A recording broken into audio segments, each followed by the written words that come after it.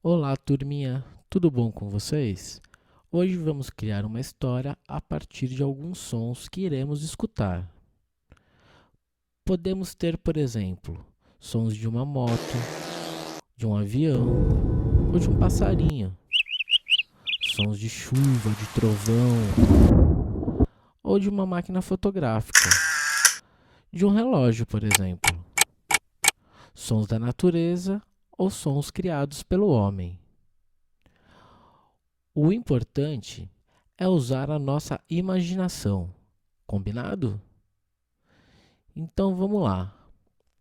Agora é com vocês. Vamos começar?